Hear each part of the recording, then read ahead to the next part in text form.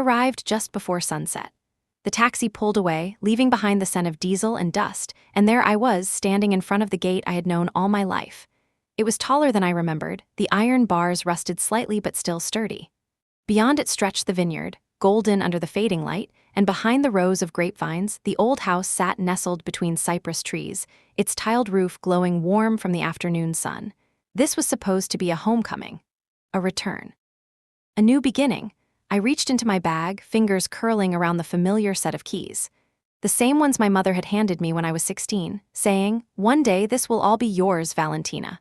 Well, that day had come. I had just graduated top of my class in finance, secured a job with a respected firm in Florence, and was finally ready to come home. To live, to breathe, to start over. But when I tried the key in the gate, it didn't turn. I blinked, pulled it out, tried again.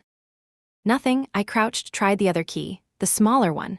Then the third, still locked. My heart thudded in a slow, uneasy rhythm as I stepped back and looked at the gate again. Was it rusted shut? No, the lock was gleaming, new, shiny, recently replaced. A sinking feeling spread through me like ice water. I pressed the intercom, the one just outside the stone wall. The buzzer crackled, then silence. I pressed again. Footsteps. Then a voice I hadn't heard in months, cold and clipped. "Valentina, Marina." She opened the gate slowly, not enough to welcome me in, but just wide enough to step halfway through. She was wearing a linen dress and oversized sunglasses, her perfectly dyed blonde hair tied in a low bun. Behind her, I saw movement from the window. Curtains shifted. Someone was watching. "What are you doing here?" she asked. I stared at her, really stared. "What do you mean, I live here?" She gave a tight smile, the kind people wear in church pews when they're trying to be polite but are actually boiling inside. "We didn't expect you," she said. "You didn't call." "I told Dad I was coming. I graduated last week. My new job starts next month." "Right, but it would have been nice to get a heads up. Things have changed." She stepped back. I pulled my suitcase through the narrow gate opening and walked toward the front door like it still belonged to me, because it did. The house looked the same, yet not. The paint was fresher. There were flower pots in places where there hadn't been before. The curtains were a pale blue instead of the earthy reds my mother loved. As I walked in, I felt it in my bones. The house had been rearranged, rewritten.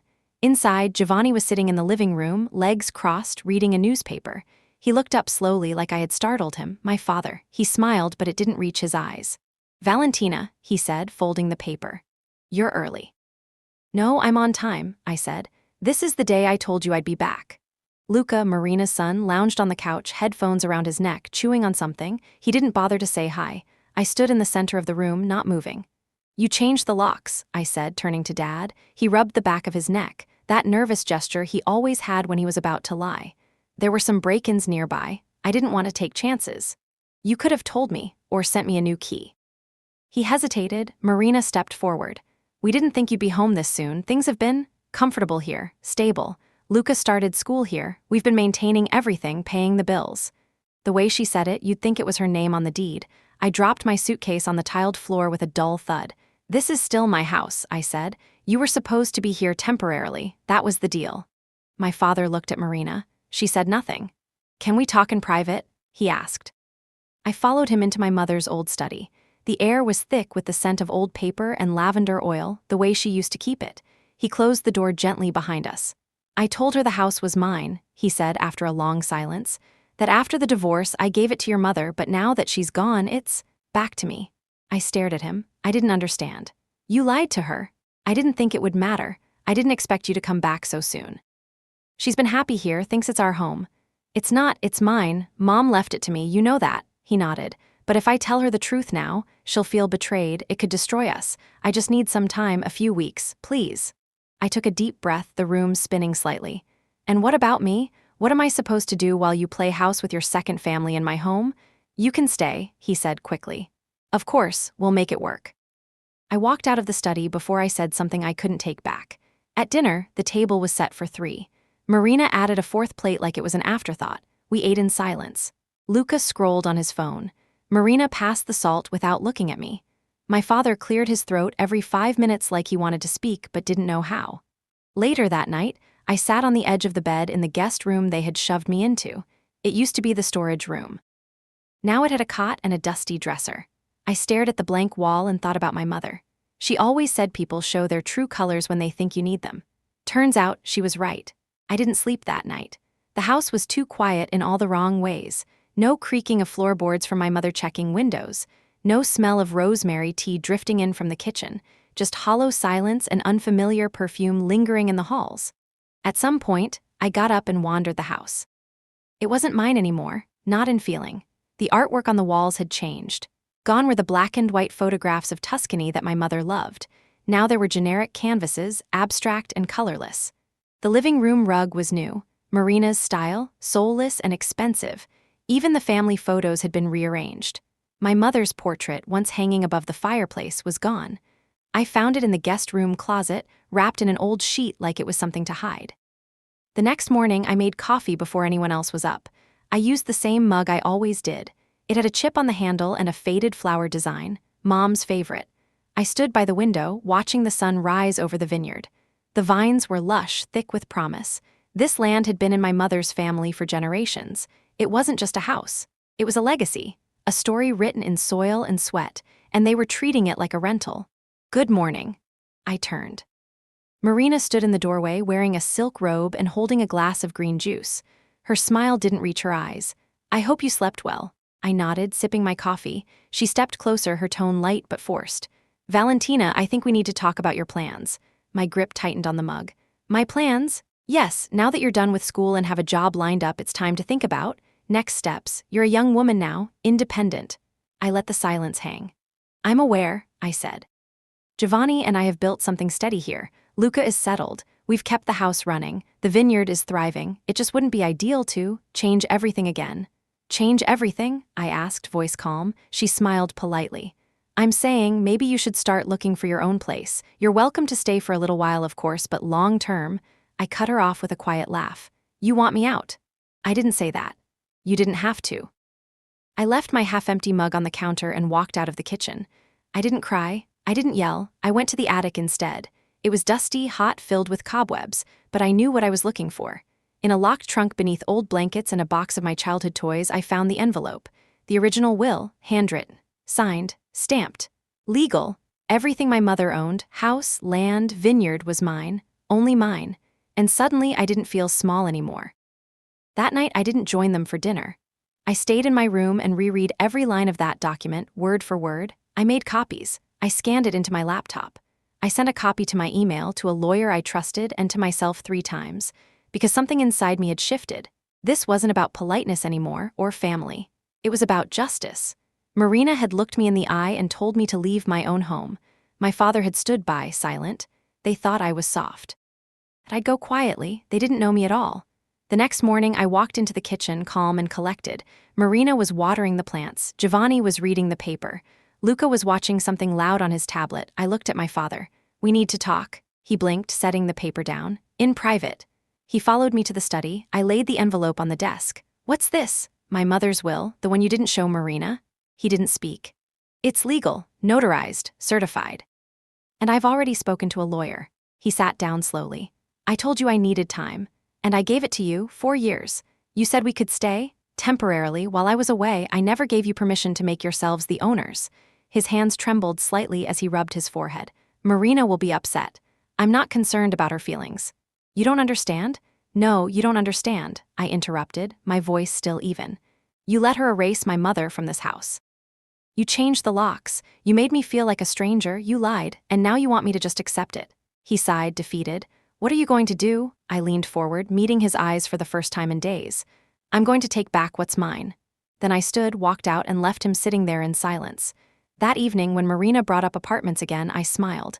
"I won't be needing one," I said. She raised an eyebrow. "I live here. This house is mine. Legally.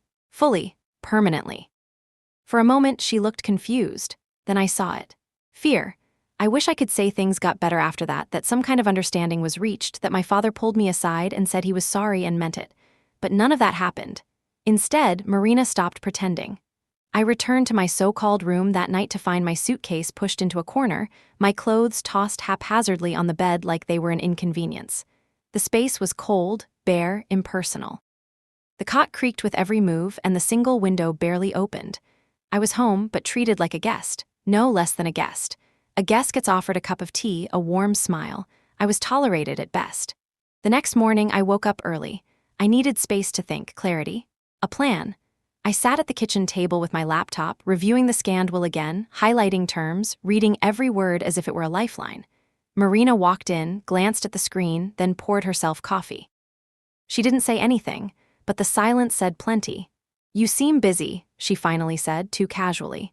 "Just reviewing some things," I replied, not looking up. She didn't press. That day, I wandered the house like a ghost. I tried to feel close to my mother again, but everything had been rearranged. Her scent, once everywhere, jasmine, rosemary, lemon oil, was gone. Even the kitchen had changed. Her antique spice rack was missing, replaced by some stainless steel set Marina probably saw in a catalog. The dining room table had been swapped out for something modern and glossy, no scratches, no memories. The living room was the worst. Gone were the soft brown couches that smelled like old books and red wine. Now there was a gray sectional that looked like it belonged in a showroom. Cold, soulless.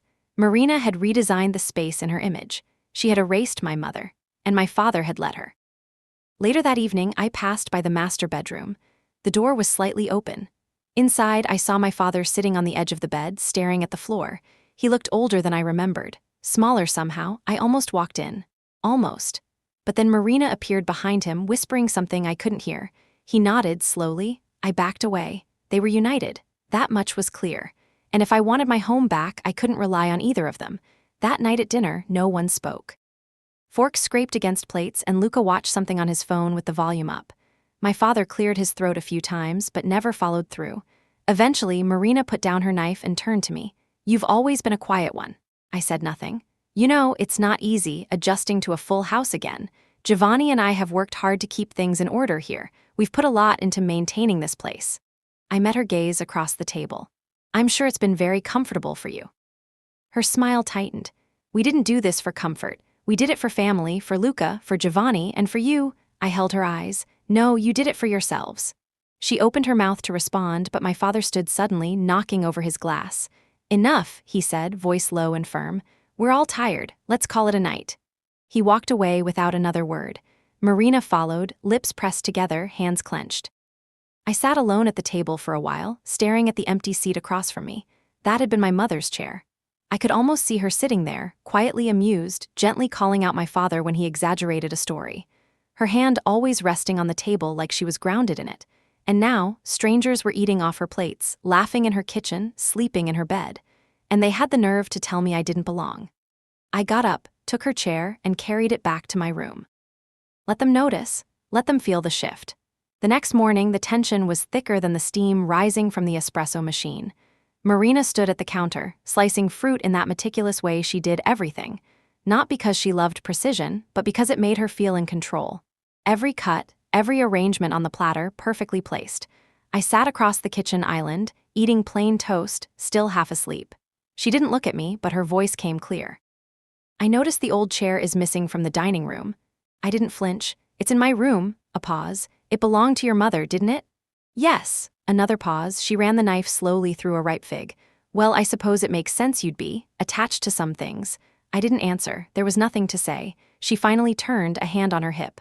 "Look, Valentina, I know things have been complicated, but this doesn't have to be hostile." I let out a breath, long and measured. "You changed the locks. You moved my things. You told me to find my own place. You erased everything that made this feel like home. If it's not hostile, it's certainly calculated." Her jaw tensed. "I'm trying to be civil." "So am I." We stood there in silence for a moment, two women locked in a war neither wanted to name aloud. "I think we both need to consider what's best for everyone," she said, more gently now. "Not just what we feel entitled to." The word hit hard. Entitled. I stared at her. "What I feel entitled to," I repeated. "This house was never yours, not through marriage, not through kindness, and certainly not through inheritance." Her eyes flashed. "What exactly are you saying?" "I'm saying you're living in a house that was never meant to be yours, and the only reason you're still in it is because I haven't told you to leave." She laughed, not amused, startled. "That's a bold claim for someone who just got here." "I haven't just gotten here," I said, standing slowly. "I've been here my whole life. My name is on the will. My mother made sure of it. She knew exactly who to trust and who not to." Her face paled just slightly, a flicker of something in her expression, recognition maybe, or fear. Before she could reply, my father walked into the room. He looked between us and froze. "What's going on?" "Ask your daughter," Marina said sharply, brushing past him. "She seems to think we're the ones trespassing." She left the kitchen, heels clicking against the tile. My father rubbed his face like he was trying to wake himself up from a bad dream. I asked you for time, he said quietly. And I gave it to you, I said. 4 years, 4 years of silence while you let her play house in my mother's home. He shook his head. She's not a bad person. She's a manipulator, I said flatly. And you let her take over everything. You let her make decisions like she owned this place. He didn't argue, maybe because he knew it was true. I didn't know how to fix it, he finally whispered. You could have started by telling the truth. He nodded slowly, shoulders sagging. That afternoon, I went into town. I needed air, perspective, something beyond the walls of that house. I visited the notary's office, handed over a copy of the will, and got confirmation that everything was still legally intact. I was the sole heir. My claim was unshakable. I even asked about eviction procedures, just in case. They told me I had every right to reclaim the property, that I could file papers immediately. I didn't, not yet. Something in me wanted to wait, not out of kindness, out of strategy, because now I understood how Marina worked. She was a planner like me. She played a long game. She smiled while she plotted, but I had something she didn't, the truth, and the paper to prove it. When I got home, I found Marina in the backyard, on the phone, speaking fast in Italian. I only caught parts of it, talk of renovations, improvements, investors. Investors? My stomach turned. I walked back into the house, locked the study door, and opened my laptop. If she was planning to sell, I needed to move fast. This wasn't just about the house anymore. It was about respect, about legacy, about what my mother spent her entire life building. They thought I would be quiet. They were wrong. There are ghosts in this house, not the kind that rattle chains or whisper through vents. The kind that live in silence, in corners where memories used to breathe.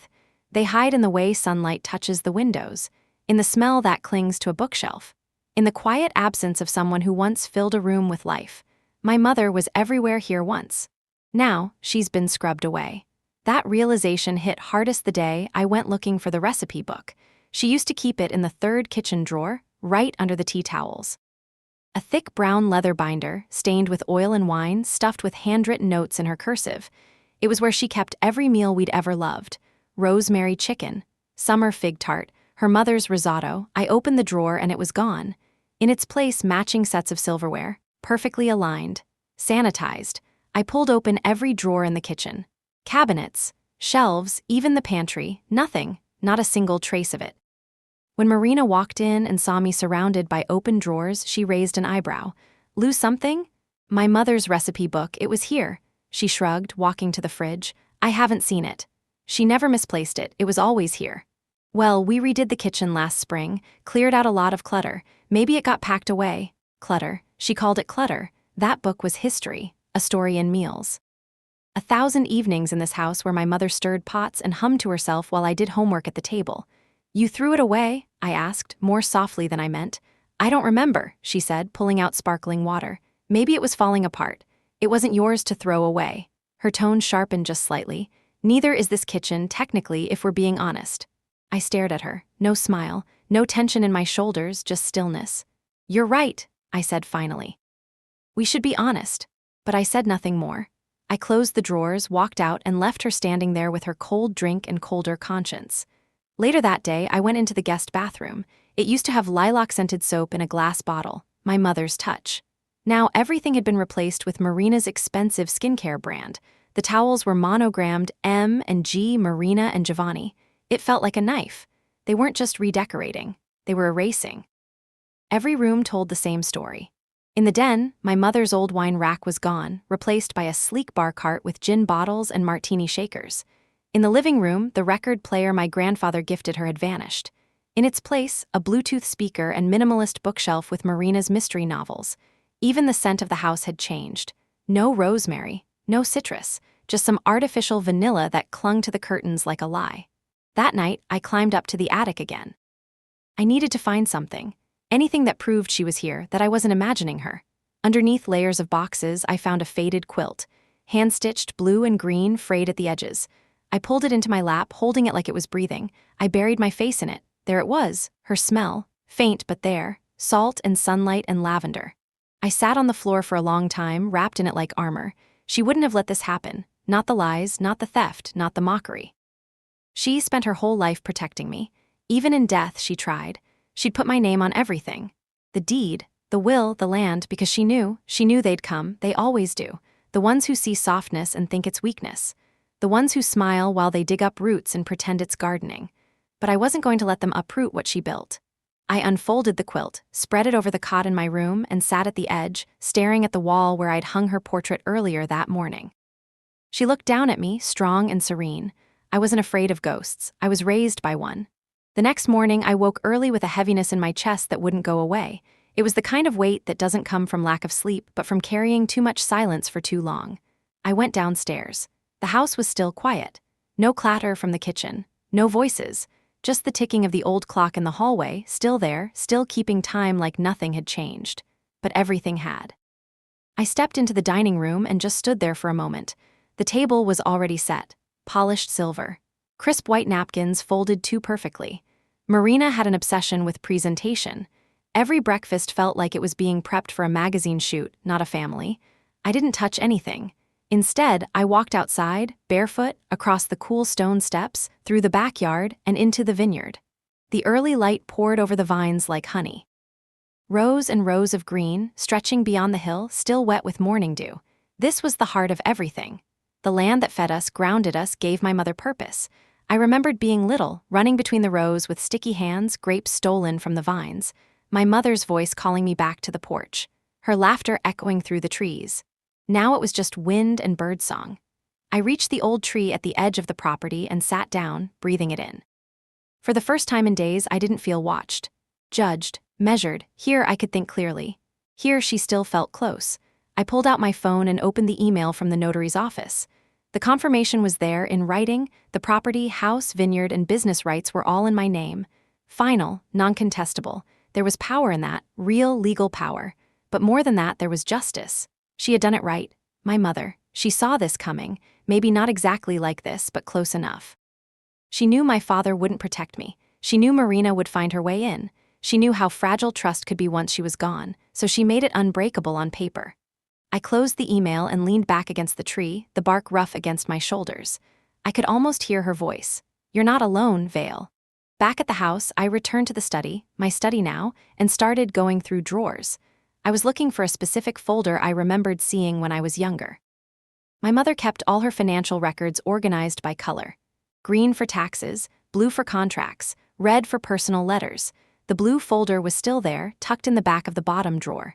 Inside, neatly labeled, were the documents she used to file the vineyard's business registration, signed under her maiden name before she ever met Giovanni. A smart move. I smiled to myself. She really had planned everything. I heard footsteps behind me. Turning, I saw Marina at the doorway. She didn't knock. "What are you doing in here?" I stood, folder still in hand, looking at some old files. She crossed her arms. "That's a private space." "No, it was my mother's office. Now it's mine." She tilted her head, calculating. "You know, we've put a lot into this place over the years. You were gone. Giovanni and I managed everything. The vineyard, the maintenance, the staff. You can't just come back and start making demands." I raised the folder. "This says otherwise." She scoffed, but I saw her shoulders stiffen. "I don't know what game you think you're playing, but if you want to act like a landlord, maybe you should learn what that really means. Responsibilities, costs, hard decisions." I walked toward her slowly. "I know exactly what it means. I also know what it doesn't mean. It doesn't mean pretending a house is yours. It doesn't mean replacing someone's memory with your own." She narrowed her eyes. "You really think you can just push us out?" I didn't answer right away. Instead, I stepped past her down the hall and into the living room. I stood in front of the fireplace where my mother's portrait used to hang. Then I pointed to the empty wall. "Yes," I said, "starting now." Later that night, I rehung the portrait. Centered, unapologetic. The ghost of my mother deserved her place back, and I was done asking permission. I wasn't looking for proof. I already knew. But sometimes the truth walks right up to you and slaps you in the face. It started with a phone call. I was walking past the sunroom when I heard Marina's voice. She was speaking Italian, fast and low. She didn't see me standing just beyond the doorway. I froze, not out of fear, just instinct. Something in her tone didn't sit right. "I told him the property was clean," she said. "No outstanding claims, no co-owners." A pause. "No, she's not a problem. She's young, emotional. We'll convince her to let us handle the sale." My stomach dropped. Sale. I inched closer, careful not to make the floor creak. Marina laughed softly into the phone. "If we play it right, she'll walk away happy with a little cash and we get everything else. The house, the vineyard, the business rights. Giovanni is on board. It's already in motion." She turned slightly toward the window, and I saw her expression in the reflection. Calm, calculated. Then her voice lowered to a near whisper. Paperwork should be ready by the end of the week.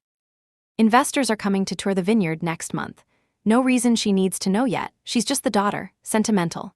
I backed away slowly, heart pounding in my ears. I didn't hear the rest. I didn't need to. I went straight upstairs into my room, shut the door, and sat on the floor like the world had tilted. The audacity was what shocked me. What shocked me was how detailed it already was. They weren't just pretending the house was theirs anymore. They were planning to sell it, to erase it, to cash in on what my mother built. I opened my laptop, hands trembling. I went through old emails, files, backups. I needed to find everything. Every scrap of legal proof, every note, every signature. And I found it. The final contract my mother signed before she passed, registering the vineyard under her name only, separate from Giovanni. She had structured it as a sole proprietorship with a clause that transferred everything to me automatically upon her death. And it had been witnessed, stamped, filed, and stored. I had the original scanned copy plus 2 printed versions in the blue folder. It was airtight. No loopholes, no gray area, no ambiguity. I wasn't just the heir, I was the owner. Everything, the land, the house, the wine label, the equipment, belonged to me, not jointly, not partially, completely. I stared at the documents for a long time, barely breathing. They must have known. Giovanni, at least, he had to. He'd been at the meetings. He'd helped sign the registrations back when they were still married. And if Marina knew even part of it, she was walking straight into criminal territory. Fraud, misrepresentation, attempted theft of property. They weren't just being manipulative anymore. They were being illegal. That night, I didn't sleep. I stayed up drafting a timeline, outlining every step they'd taken since I left for university, every change to the house, every document that had gone missing, every lie that had been told. By sunrise, I had a folder prepared for my lawyer. I also had a plan. But before I could execute it, I needed to confront the one person who still had a sliver of a conscience left. My father. I found him in the garden, pruning the lemon trees like it was just another ordinary day. The sky was a clear blue. Birds chirped. It felt wrong, like the weather didn't know what was happening. He looked up when he saw me. Morning. We need to talk. He wiped his hands on a rag, nodded, and followed me into the study. I shut the door. I heard Marina on the phone yesterday. He didn't speak. She's planning to sell the vineyard. She's telling investors the property is clean and that I'm not involved. Still nothing. I placed the blue folder on the desk and opened it. You remember these? He glanced down, then his shoulders dropped. Yes. She lied to you or you lied to her. Maybe both. But this isn't just shady anymore. It's illegal. And if you let her go through with it, you're complicit. He rubbed his temples. She said it was just a discussion. She wasn't going to do anything without talking to me first. She already scheduled a tour with investors. She's forging documents. She's claiming to be the owner. He looked up sharply. She wouldn't. She would, I cut in. And she is. He walked to the window, stared out at the vineyard like it held answers. I never wanted this, he said. I thought if we kept things peaceful, everything would work itself out. I laughed, bitter and quiet. Peaceful? You watched her erase every part of Mom from this house. You watched her replace furniture, sell things, claim land she doesn't own. You let her change the locks. I was trying to keep the family together. What family? He flinched. I didn't mean to say it like that, but it was out. We can fix this, he said weakly. We can talk to her, slow things down, explain. No, I said. I'm not negotiating with thieves. He looked back at me, eyes suddenly full of something close to panic. What are you going to do? I closed the folder gently, held it to my chest. What Mom would have done. Then I walked out. I didn't wait. By noon, I was sitting across from Matteo Rosti, my mother's old lawyer. His office hadn't changed. Thick curtains, heavy wooden desk, a bookshelf lined with law books that looked older than I was. He remembered me immediately. You've grown up, he said, shaking my hand firmly. Your mother would be proud. She was a sharp one. She planned ahead, I said, placing the folder in front of him. He opened it, scanned the documents page by page, nodding to himself. This is strong, he said, all of it legally binding. The property was registered separately from your father. The inheritance was properly filed. This house, the vineyard, the business, everything is yours. He leaned back in his chair, his expression shifting. But someone's trying to take it. Yes, I said, and I want to make sure they can't. We spent the next hour reviewing possible actions. Matteo was calm, efficient.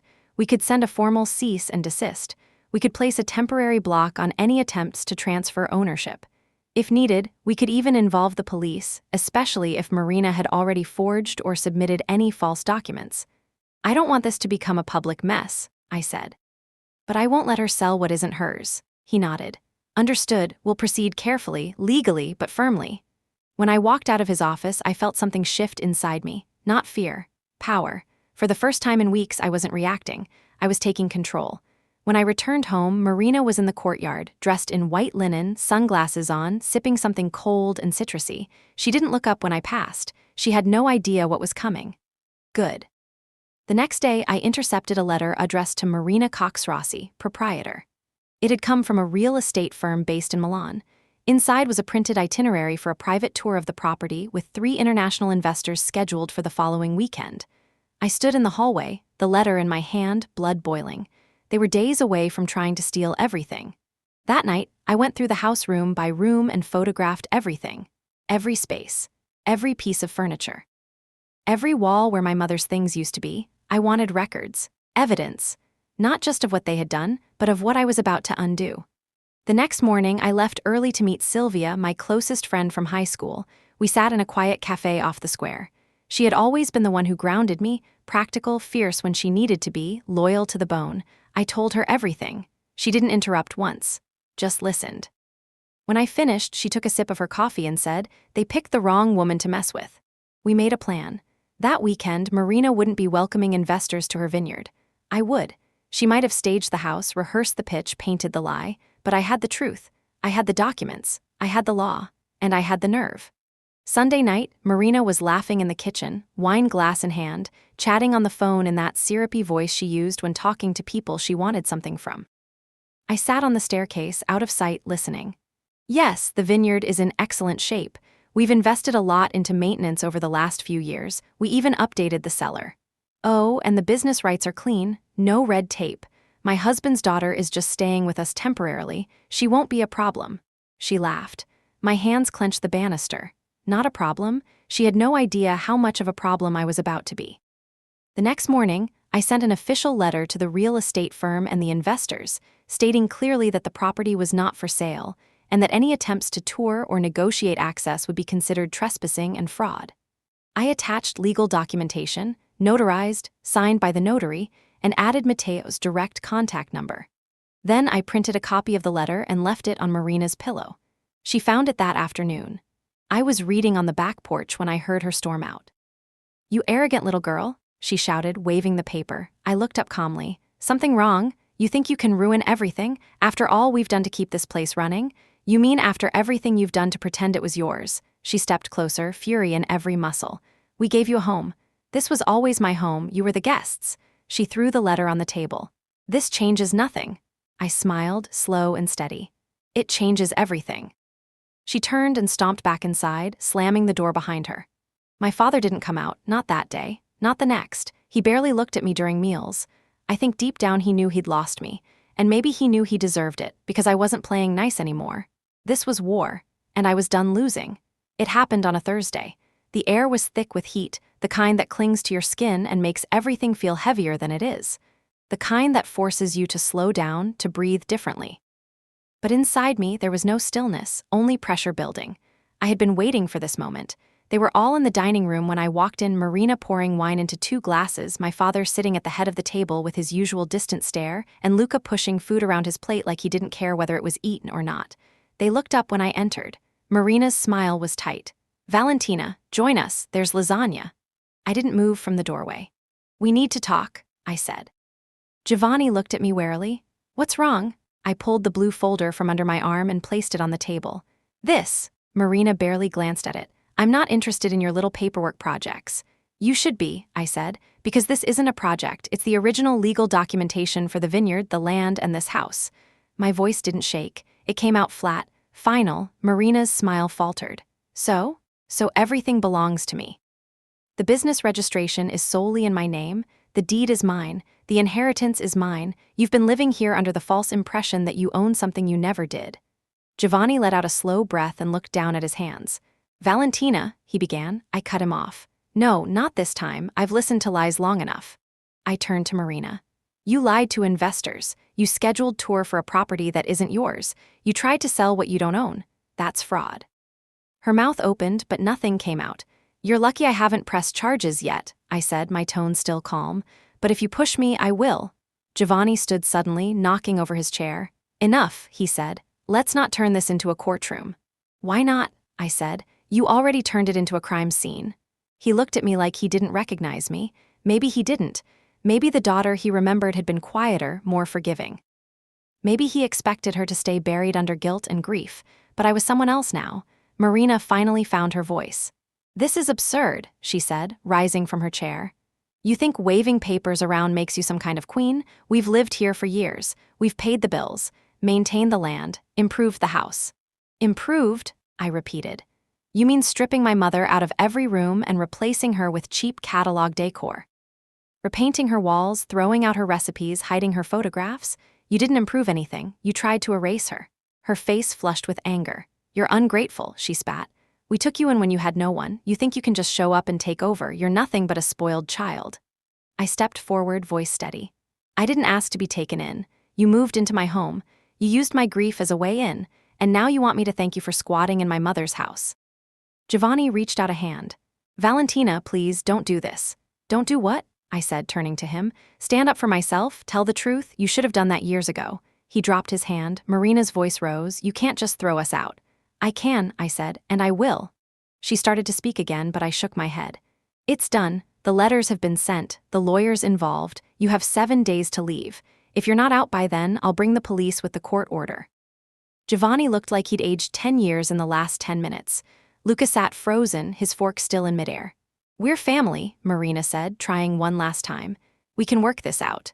No, I said, quiet but firm. We're not, and we won't. Then I turned and walked out of the room, leaving their silence behind me like a trail of ash. That night, I didn't eat dinner. I stayed in my room with the door closed, the windows open. The night breeze crept in, stirring the curtains just enough to remind me the world outside still moved, still existed, even while everything in this house burned quietly to the ground. I could hear them below me, the low hum of voices, a door slamming, my name being said too loud, then too soft, then not at all. I didn't answer. I had nothing left to say. The next morning, I went down early, just after sunrise. I wanted to be the first one up. I needed a moment in the kitchen before the performance resumed. I was pouring coffee when Marina walked in, dressed in her robe like nothing had happened the night before. Her eyes were tired, but her mouth still tried to form that same polished smile. Good morning, she said lightly. I didn't respond. She walked to the counter, poured herself tea, and leaned against the sink. You know, Valentina, you're being very dramatic. That made me laugh, not out of humor, but disbelief. You're unbelievable. I'm practical, she said, and I understand business. That vineyard doesn't run itself. You may have legal ownership, but that doesn't mean you know how to manage it. I know enough to not sell it out from under myself. She rolled her eyes. You're being emotional. I'm being accurate. She set her cup down too hard. You really want to see us on the street? Giovanni? Luca? I stared at her. Luca is 12. He'll be fine. Giovanni chose this, and you. You tried to sell my home while I was sleeping in the room next to you. Forgive me if I don't feel responsible for your living arrangements. She crossed her arms. You're young, you don't understand what it means to build something, to protect it, to fight for it. You weren't fighting for the vineyard. You were fighting for control. You weren't protecting anything. You were stealing. Her jaw clenched. That was the first time she didn't have a comeback. You have 7 days, I said again. No discussion. No bargaining. I've been more patient than you deserved. Giovanni came down the stairs then, moving slower than usual, like every step carried its own burden. Valentina, he said softly, can we talk? I didn't answer right away. Then I nodded toward the door. Outside. We walked into the garden, the vines stretching out under the morning sun, full and green and quiet. He took a seat on the bench beneath the olive tree. I know I let things get out of hand, he said. I should have stopped it before it got this far. You should have told her the truth from the start, I said. I thought I could manage it, keep the peace, keep everyone happy. No one's happy. He looked at the ground. I wanted to be better. After your mother died, I thought maybe if I stepped in, helped you through the grief, maybe I could fix things between us. I swallowed hard. Helping me grieve would have looked like honesty, support, not moving in with your wife and pretending you own the place. He didn't argue. He just looked tired.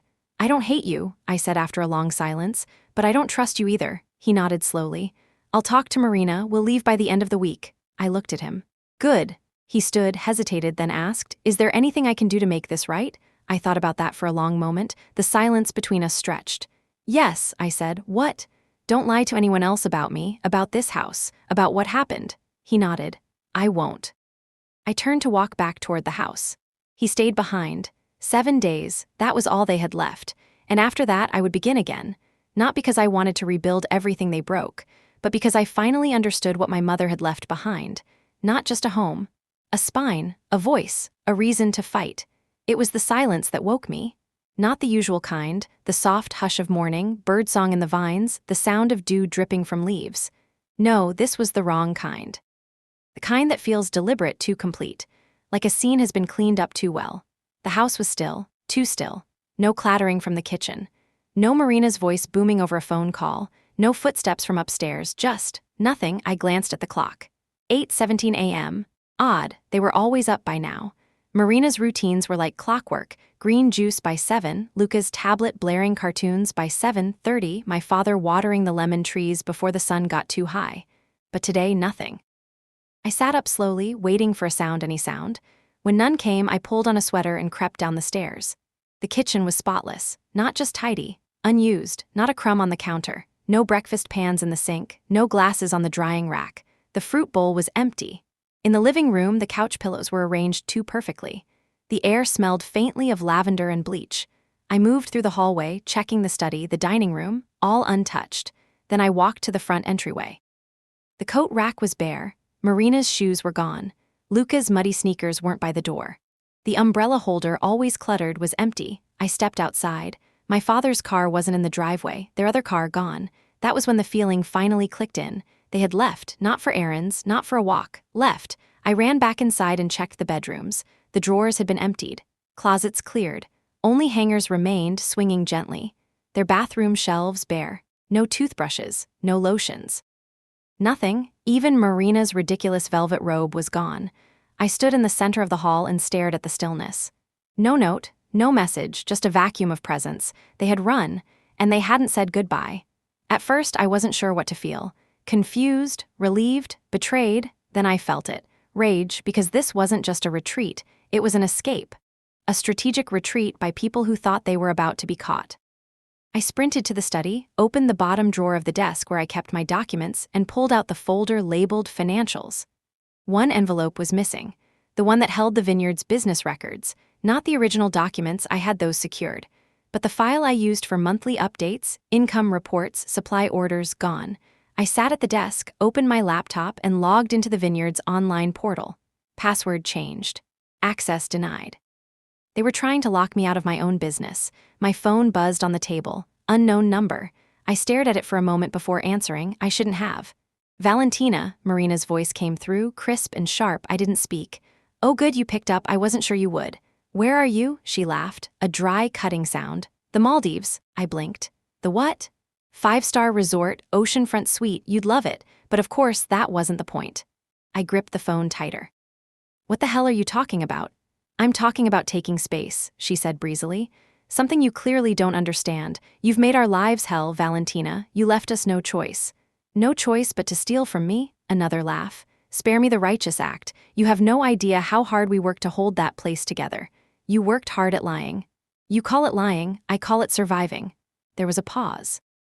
In any case, she continued, we'll be back in a few weeks, and by then I expect you to have figured out where you're going to live, preferably far from Tuscany. My throat burned. You're telling me to leave? I'm telling you the truth. You're a child playing at being an owner. You don't have the spine to run that place. You never did. I didn't answer. I know Giovanni's too soft to say it, she went on, her tone turning ice cold.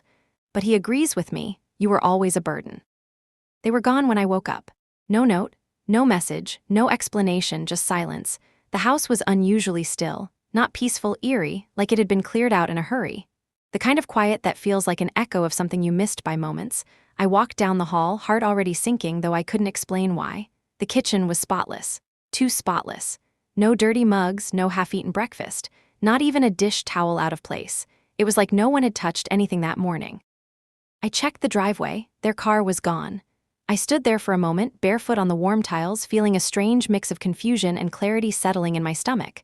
Something was off. Not just absence, intentional absence. The kind where people don't plan to come back anytime soon. I tried my father's phone first, straight to voicemail, then Marina's. It rang 4 times, then stopped. No answer. I went room to room.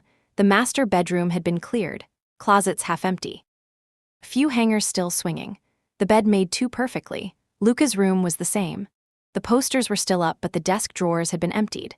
His soccer cleats were gone, they'd left. Not in a panic, not overnight. This had been planned, and somehow they hadn't said a word to me. I found the silence louder than any argument we'd had. Louder than Marina's insults, louder than my father's pleading. They didn't confront me. They didn't fight. They just slipped out the back door like thieves in the night. And then it hit me. I ran to the office. Opened the bottom drawer. The file folder I had locked there, my only printed copy of the vineyard's business registration, was gone. I checked the safe in the closet. Unlocked, empty, my stomach twisted. They hadn't just left. They'd taken everything they could get their hands on. I rushed to my laptop, opened my email, checked the scans, the backups, thank God. Still there, still intact. The lawyer had copies too, but the originals, gone. My hands were shaking as I dialed Mateo's number. He picked up after 2 rings. "I think they've run," I said before he could speak, "and they took the original files. Do you have digital copies?" "Yes, and your certified versions." "Then they have nothing they can use. Calm down, it's messy, but it's not a disaster." I breathed, but it didn't feel like air was getting through. "They're going to try something, I can feel it." "If they do, we're ready," he said. "You've done everything right, let them panic. Let them run, you stand still." After we hung up, I sat at the desk for a long time, staring at the space where the folder used to be. I felt violated, not just because of the theft, but because they did it behind my back like cowards. No confrontation, no goodbyes, just silence and a hole in the room where trust used to be. Later that day, a courier arrived with a package. It was addressed to me, but the sender name was blurred. No return address. Inside was a thin, stiff envelope. Expensive paper. Inside that, a letter, typed, formal, legal language, Marina. She was claiming ownership of the property, citing shared marital residence, contributions to upkeep, emotional investment. It was a weak argument, legally unfounded but laced with threats. She accused me of harassment, of intimidation, of creating a hostile environment in a home she had helped sustain for years. She said she intended to take legal action to protect her interests. I laughed out loud. Not because it was funny, because it was pathetic. This was her last move, desperate, ill-prepared, all bark, no teeth. I scanned the letter, sent it to Mateo, then went downstairs and opened every window in the house. Let the sun in. Let the air move through. I was done living under her shadow. The ghosts were mine now, and the house had always been. It all came to a head on a Friday. The sun was high, the vineyard glowed green and gold, and the house felt almost alive again, except for the tension building like a storm cloud over the front gate. They had returned. I saw the car before I saw them. A rental, sleek, black, too clean for this dusty road. It pulled into the driveway with a quiet purr, but the silence didn't soften the mood. When the doors opened, the tension cracked. Marina stepped out first, sunglasses on, wearing an outfit that screamed defiance. Giovanni followed, more subdued, slower, like the weight of the last week had settled on his shoulders. Luca wasn't with them. Good, she didn't knock. She marched to the door, fists clenched, fire in her eyes. I opened it before she had the chance to bang on it. "You're trespassing," I said flatly, her mouth twisted. "We live here. You lived here, past tense." She pushed past me without asking, and Giovanni followed with an apologetic look that I didn't return. In the hallway, she turned sharply to face me. "You had no right to change the locks." "I had every right, it's my house. Giovanni and I built a life here. You built it on a lie." She stepped closer. "You don't get to erase everything we've done." "You mean like how you erased my mother?" She froze. "You replaced her furniture, you painted over her colors, you threw away her recipe book. You removed every trace of her and then claimed this place like it was your birthright." Giovanni stood still, saying nothing, his eyes fixed on the floor. Marina's voice dropped lower, colder. "You think you're better than me?" "No," I said. "I just know who I am and I know what this house is. You don't." She pulled a folder from her purse and slapped it onto the hallway table. "I've filed a motion for shared rights. I've included proof of financial contributions, photographs of the renovations, and letters from neighbors confirming I've been managing the vineyard." "Did you include the fake investor meeting or the forged sales documents?" Her jaw clenched. "I know what you tried to do, and so does my lawyer." Giovanni looked up sharply. "What?" I turned to him. "You didn't know?" He shook his head slowly. "I thought she stopped everything. I didn't know she filed anything." Of course he didn't. Marina always played her moves close to the chest. I walked to the front door, opened it, and turned to them. "There's nothing left for you here. The vineyard, the business, the land, the house, everything is mine. And if you don't leave now, I'll have an officer here within the hour." "You wouldn't dare," Marina said. You think I won't call the police over a fake claim on property? You think I won't file charges for attempted fraud and theft of documents?" She stepped forward, voice rising. "After everything we've done for you? You used me. You used my grief. You used my father's weakness. And you tried to sell my mother's life's work." She looked at Giovanni. "Say something." He didn't. He just kept staring at the floor, hands in his pockets, shame creeping into every line of his face. Finally, he said quietly, "She's right." Marina blinked. "What?" "She's right about everything. We stayed too long. We crossed lines. I should have told you the truth years ago. I should have told her the truth sooner." Her face shifted. For the first time, her confidence cracked. Her lips parted like she wanted to scream, but no sound came out. I stepped aside, hand still on the doorknob. "Your things are in the garage. Take them and go." She didn't move. "Now," I said. She turned and walked out, slow, stiff, trembling. Giovanni followed, still silent. I watched them walk down the steps across the gravel toward the car. She didn't look back, but he did, just once. I didn't wave. I didn't nod. I didn't say goodbye. I closed the door, locked it, and let the silence settle. Not like before, this time it was peaceful. This time it belonged to me. The garage was exactly how I left it. Stacked neatly, labeled clearly, boxes of clothes, golf clubs, framed pictures, decorative pillows, designer shoes, Luca's schoolbooks. Everything that wasn't mine, everything that didn't belong here. They loaded their things in silence. No yelling, no pleading. Just the scraping of cardboard against stone, the low thud of suitcases hitting the car floor. I watched from the window, arms crossed, heart steady. Marina muttered something to Giovanni as she shoved a final box into the backseat. He nodded but didn't say much. His face was pale, drawn, almost unfamiliar.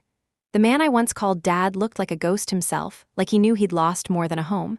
He'd lost a daughter. When they finished, Marina slammed the trunk with more force than necessary, then looked up at the house one last time. I expected another outburst, another bitter jab, but she just stared, like she was trying to take it all in. Maybe she realized what she'd really lost. Not the house, the illusion, because now the truth was undeniable. The papers were filed, the law was on my side, and everyone in this town, every neighbor, every friend of my mother had seen them leave. There was no rewriting this story. They got in the car. The engine started. They backed out of the driveway slowly, dust trailing behind them. When the car disappeared around the bend, I let out a breath I hadn't realized I was holding. I didn't cry. I didn't celebrate. I just stood there in the quiet, listening to the wind through the trees, the soft rustle of grape leaves in the vineyard, the birdsong returning now that the noise had gone. Later that day, I got a call from Matteo. "Her claim was dismissed," he said. "Judge didn't even entertain it. The inheritance documentation was too strong. Her lawyer didn't even push back." "Good," I said. "Everything's official now. You're protected." I nodded, even though he couldn't see me. "I'll bring the final paperwork next week. We can talk about transferring the vineyard license fully into your operational name." I thanked him and hung up. Then I went to the cellar. The cool air hit me as I stepped down the stairs. The shelves were still full. Bottles lined up like soldiers. Some were dusty, untouched. Others newer, from the harvests the workers had maintained in my absence. In the far corner, I found my mother's private stock. The label read, "Luciana's Reserve." Elegant script. Deep burgundy ink. I held one bottle in my hand, turning it slowly. She used to open one every year on her birthday, even when she was sick, even when the pain was unbearable. She'd pour a small glass, sit at the kitchen table, and toast quietly to another year of surviving. Not living. Surviving. Now I understood what she meant. Survival isn't about pushing through. It's about knowing what to hold on to and what to let go. I uncorked the bottle, poured a glass, and carried it out to the back terrace. The sunset was spilling across the sky like watercolor, orange, gold, and soft pink melting into the horizon. The vines danced in the breeze. I sat down on the bench beneath the olive tree and raised the glass. "To you, Mom," I whispered, "for everything you saw, everything you planned, and everything you left me strong enough to protect." I drank slowly. Not to forget, to remember. Behind me, the house stood silent and proud. No more pretending, no more performance, just truth and peace and me, still here, still standing. A few weeks passed. The dust had settled, the echoes faded, and in their place something unexpected arrived: stillness. Not the empty kind, not the kind that comes after a storm and leaves you shaking. This stillness felt solid, earned, like peace had taken root and was growing quietly beneath the surface. Every morning I woke with the sun and walked the rows of the vineyard. The grapes were beginning to swell, the vines strong, healthy, humming with quiet life. The workers had returned without hesitation. They respected my mother, and now they respected me. They didn't need speeches. They saw what had happened. They saw me stay. The word got out fast. Marina and Giovanni were gone for good. No one missed them. Not really. People still came by with cautious curiosity, half expecting drama, but all they found was me, working, walking, rebuilding. The house felt lighter. I put my mother's framed photos back where they belonged. Her recipe book returned to the kitchen shelf. Her laughter, somehow, seemed to linger again in the corners of every room. I didn't cry every time I saw her face anymore. Some days I even smiled. It wasn't just about holding on to the past. It was about honoring it and stepping into what came next. One afternoon, I stood on the back porch with Sylvia. She had come to visit again, this time not to plan or fight or comfort, just to sit, just to witness. She sipped her coffee and looked out over the vineyard. "You did it," she said. I didn't respond right away. I watched the workers move like clockwork through the rows, pruning, tending, laughing between vines. "No," I finally said. "She did it. She just left me the tools." Sylvia smiled. "You've always been strong, you just didn't have a reason to show it until now." I turned to her. I didn't want to be the hero. No one ever does. We sat in silence for a moment. Then she asked, "Do you think he'll ever call, your father?" I looked out across the field. "If he does, he'll have to wait. I'm not the one chasing anymore." The words surprised me even as I said them, but they felt true. I wasn't chasing their approval, their apology, their understanding. They weren't necessary anymore. That evening I hosted a small gathering, just friends, a few neighbors, the vineyard crew, nothing formal, no speeches, just food, wine, and music.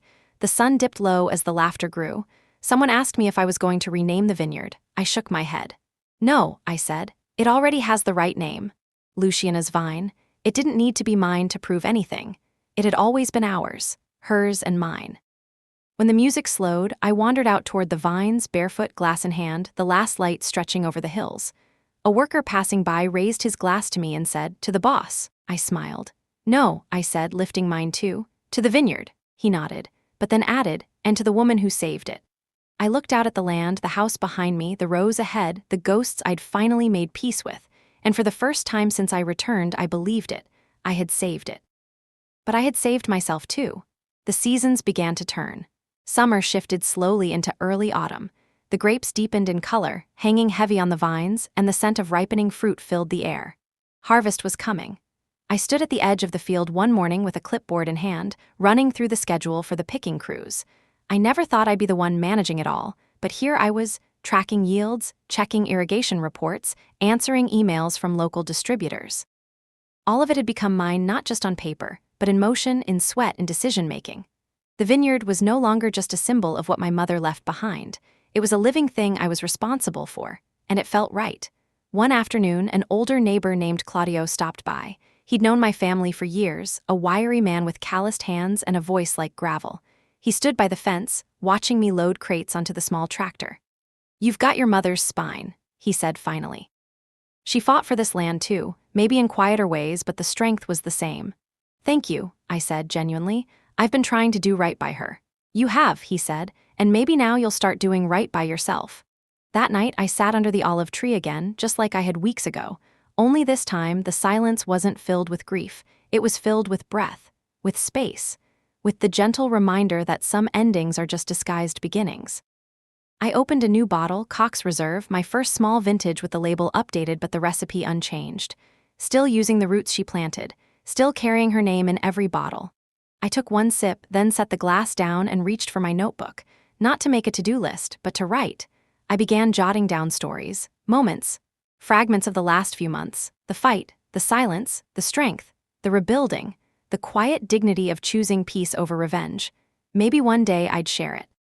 Maybe not, but writing it down felt like sealing it in stone, proof that I had survived, proof that I had won, and proof that sometimes the hero doesn't wear armor. Sometimes she wears old boots covered in dust and grape juice. Sometimes she doesn't slay dragons. Sometimes she just holds her ground and refuses to be moved. That's what I had done. Not for recognition, not for revenge, but because my name was on this land. Because I had learned that love doesn't always look like softness. Sometimes it looks like boundaries, like boldness, like saying this far and no further. I had lost things, a father, a sense of innocence, a belief that family always protects you, but I had gained something greater, a legacy, a future, a home that belonged to no one else, not because of the paperwork, but because of the fight I'd fought to keep it. And because in the end, I didn't just inherit this vineyard, I earned it. So if people asked who the hero of this story was, I'd tell them the truth. It wasn't just my mother, it was me, Valentina Cox, the girl they tried to break, the woman who didn't let them.